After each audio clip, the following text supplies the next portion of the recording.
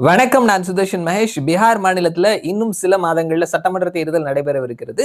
பீகார்ல தற்பொழுது என்டிஏவினுடைய அரசாங்கம் நடந்துட்டு இருக்குது. ஜேடியுனுடைய தலைவர் நிதிஷ்குமார் மாநிலத்தினுடைய முதல்வரா இருக்கிறாரு. ஜேடியு, பிஜேபி, லோக் ஜனசக்தின்னு சொல்லிட்டு சின்ன சின்ன கட்சிகள் அடங்கிய கூட்டணி என்டிஏ அலையன்ஸ்ல இருக்கிறாங்க. மகா கட்பந்தன் அப்படின்ற பெயர்ல ஆர்ஜேடி, காங்கிரஸ், கம்யூனிஸ்டுகள் அடங்கிய கூட்டணி இருக்குது.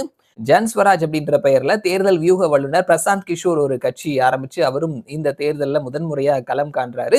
இதற்கு முன்னாடி இடைத்தேர்தல்கள்ல வந்துட்டு அவரு பங்கெடுத்திருக்கிறாரு. சோ இந்த தேர்தல்ல யாருக்கான வாய்ப்புகள் அப்படின்னு சொல்லிட்டு தொடர்ந்து கருத்து கணிப்பு முடிவுகள் வந்துட்டு இருக்குது. ஆட்சிக்கு எதிரான அலை அப்படின்றது இருக்குது அப்படின்னும் தொடர்ந்து தேர்தலை முன்னிட்டு பல அறிவிப்புகளையும் வந்துட்டு அறிவிச்சிட்டு இருக்கிறாங்க. பெண்களுக்கு வந்துட்டு இடஒதுக்கீடு, அதே நேரத்துல இலவச மின்சாரம், இந்த அறிவிப்புகள் ரொம்ப சமீபத்துல அறிவிக்கப்பட்ட அறிவிப்புகளை நம்ம பார்க்கப்படுது. ஸோ சாவியா சாச்சி செஃபாலஜிஸ்ட் அவர்களினுடைய டீம் வந்துட்டு ரீசெண்டா ஒரு கருத்து கணிப்பை எடுத்து அதனுடைய முடிவுகளை வெளியிட்டிருக்கிறாங்க. அந்த ரிசல்ட்டை தான் நம்ம இந்த வீடியோல தெரிஞ்சுக்க போறோம். ஸோ இவர்களினுடைய கருத்து கணிப்பு முடிவுகள்னு பார்த்தோம்னா கிட்டத்தட்ட 20,140 சாம்பிள்ஸ் எடுத்திருக்கிறாங்க. 178 தொகுதிகளில் இவர்கள் வந்துட்டு கருத்து கணிப்பு எடுத்திருக்கிறாங்க. மொத்தமா 243 தொகுதியில 122 பிளஸ் தொகுதிகளை கைப்பற்றுபவர்கள் மெஜாரிட்டி பிடிப்பார்கள். ஸோ சாவியா சாச்சி செஃபாலஜிஸ்ட் இவர்களினுடைய டீம் கருத்து கணிப்பு முடிவுகள் படி பார்க்கும் பொழுது என்டிஏ 120 128 இடங்கள் வரைக்கும் பிடிக்கிறதுக்கான வாய்ப்புகள் இருக்குது. மகா கட்பந்தன் 110 118 இடங்கள் வரைக்கும் பிடிக்கிறதுக்கான வாய்ப்புகள் இருக்குது. ஜன்ஸ்வராஜ் 3 5, மற்றவர்கள் 1 4 சொல்லி இருக்கிறாங்க.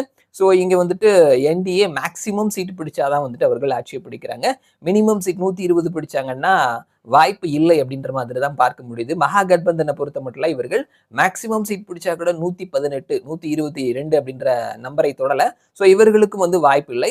ஸோ இவர்களினுடைய கருத்து கணிப்பு முடிவுகள் படி பார்க்கும் பொழுது ஒன்று என்டிஏ தேர்தல் ஜெயிக்கிறதுக்கான வாய்ப்புகள் இருக்குது, அல்லது தொங்கு சட்டமன்றம் அமையறதுக்கான வாய்ப்புகள் இருக்குது.